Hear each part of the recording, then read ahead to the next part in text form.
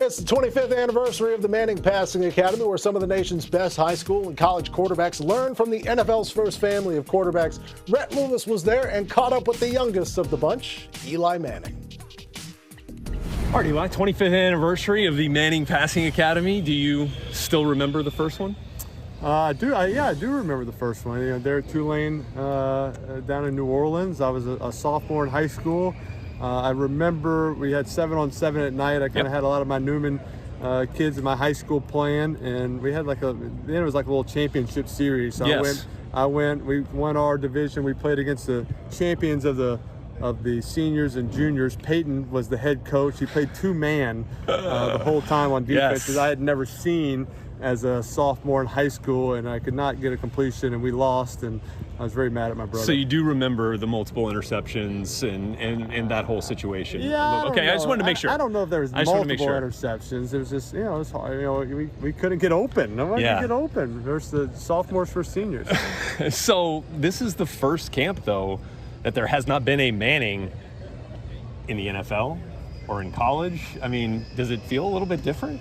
I enjoy it. You're just enjoying it now. This is good. Yeah, I enjoy it. It's like, hey, I can coach them up, and I don't have to wake up and get a workout before the camp starts, or get one in the middle of the day and have to run and have to throw. So I'm very relaxed. I can tell. I can coach them up. You know, we got selfie sticks. Yes, this is big. This is like a brand new world. A lot has changed.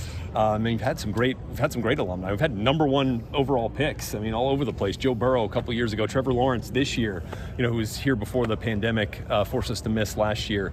Are you proud of the lineage of the college quarterbacks that have come back and have been on staff here to teach these kids? Yeah, definitely. I think that's what makes this camp so special. You think about it from a high school standpoint of coming to a football camp, and you are getting coached where we have 45 current college quarterbacks, and those are the guys that are teaching you up. You have Peyton and I that are working with you, and you have high school coaches. So a lot of different perspectives, and people who have been successful in their own right, coaching you up. And so, and then from the college standpoint, Peyton and I work with the college kids a bunch, make it worth their while to come down. And so it isn't an invite. We're not calling and inviting people. This is a lot of times the college coaches saying, hey, can I please send my quarterback down and to get to work with y'all and get to learn a little bit about what it takes to be a quarterback in college football, and to be a leader and to take responsibility. So it's fun for us. It makes watching college football a lot of fun for me. Every time I turn on the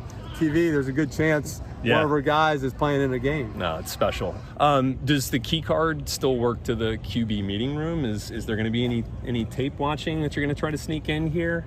I don't know yet. That's I mean. Also the unknown. I kind of got this job and the players aren't in the building yet. A lot of the people aren't allowed into the Giants facility yet. So it's still a work in progress. But I'm excited to be back. Just to see the players, to be around them, still communicate with Daniel Jones and Saquon and Sterling Shepard and the guys that were there. And so I'm excited to go to a Giants football game as a fan. That'll be something. I've never done that before. I've never gone as a fan. I've never, been inside the stadium and watched the game. Right. And so I've never watched the game with my kids before, besides on TV. So I'm excited to take my kids to the stadium, root on the Giants, root for a big win, and kind of enjoy that with the fans. So you mentioned Daniel, and going back to your career, you had a huge jump, right, from rookie year to year 2, and then you really kind of took off. I feel like there's this expectation that Daniel is on kind of the cusp of that type of breakout now from year 2 to this important year 3. Sure. From what you've observed, do you feel like this is a type of breakout season for Daniel? I think so. And I think also just the fact that, from your first year to second year, had a new offensive coordinator, new coach, and everything going there. Now, at least going into 2 to 3, the same offense. Right. Ability to kind of grow within the offense. It's not just the quarterback being comfortable; it's the offensive line, receivers, everybody getting on that same page. And so I'm excited for him, excited for the team, and look forward to good things. Lastly, here, obviously, Peyton, busy summer going into the Hall here in Canton.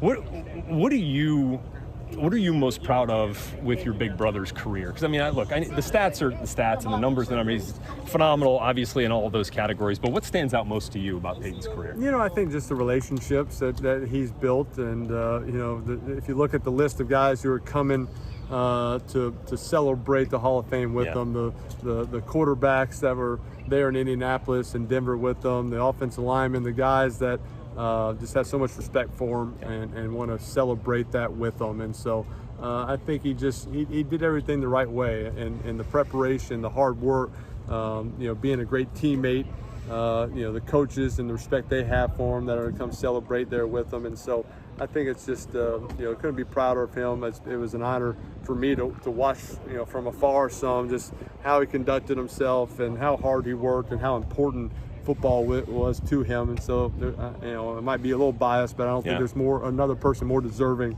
to be in the Hall of Fame than he is. You taking some notes on this process? No, not at all? Okay, just enjoying. Just enjoying. Good for you, man.